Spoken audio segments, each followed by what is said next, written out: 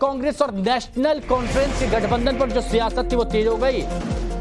कांग्रेस और national conference ने गठबंधन किया। अमित शाह के सवाल पर अब कांग्रेस ने पलटवार भी कर दिया। अमित शाह ने कांग्रेस से 10 सवाल पूछे थे। जम्मू कश्मीर में कांग्रेस और नेशनल कॉन्फ्रेंस गठबंधन पर ये सवाल पूछे। पावन खेड़ा ने अब पूछा कि जब बीजेपी और पीडीपी ने मिलकर जम्मू कश्मीर में सरकार बनाई थी तो पीडीपी के मैनिफेस्टो में इंडिया और पाकिस्तान दोनों की करेंसी का जिक्र था, तब उन्हें कोई आपत्ति क्यों नहीं थी? कल अमित शाह ने 10 सवाल पूछे थे, अब कांग्रेस जवाब दे रही। क्या कांग्रेस नेशनल कॉन्फ्रेंस के जम्मू कश्मीर में फिर से अलग झंडे की घोषणा का समर्थन करती है?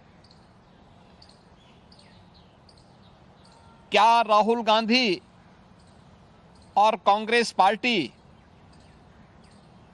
धारा 370 और आर्टिकल 35A को वापस लाकर जम्मू कश्मीर को फिर से अशांति और आतंकवाद के युग में धकेलने के जम्मू कश्मीर नेशनल कॉन्फ्रेंस के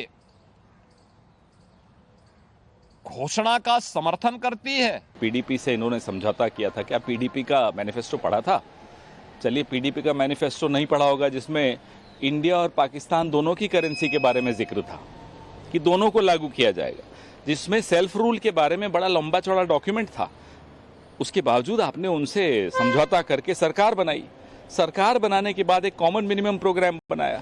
उसमें आपने क्या लिखा? आपने लिखा कि अटल जी की नीति पर चलते हुए हुर्रियत से भी बात करेंगे। क्यों लिखा था बताइए? ये अनाप शनाप बोलने की आदत एक बीमारी सी लग गई है भाजपा के नेताओं को। तो चुनाव की तारीखों का ऐलान होने के साथ जम्मू कश्मीर में राजनीतिक पार्टियों ने जो तैयारियां वो शुरू कर दी। नेशनल कॉन्फ्रेंस ने मंगलवार को अपने घोषणा पत्र का ऐलान किया। इनमें अनुच्छेद 370 की बहाली समेत जनता से 12 वादे किए गए थे, जिसे बीजेपी ने राष्ट्र विरोधी बताया। इसके बाद 22 अगस्त को नेशनल कॉन्फ्रेंस और कांग्रेस में बीच में गठबंधन का ऐलान हुआ। अब इसी गठबंधन ने सूबे का सियासी पारा चढ़ा दिया, जिसे लेकर बीजेपी सवाल दाग रही है तो कांग्रेस बीजेपी को उसका अतीत याद दिला रही है।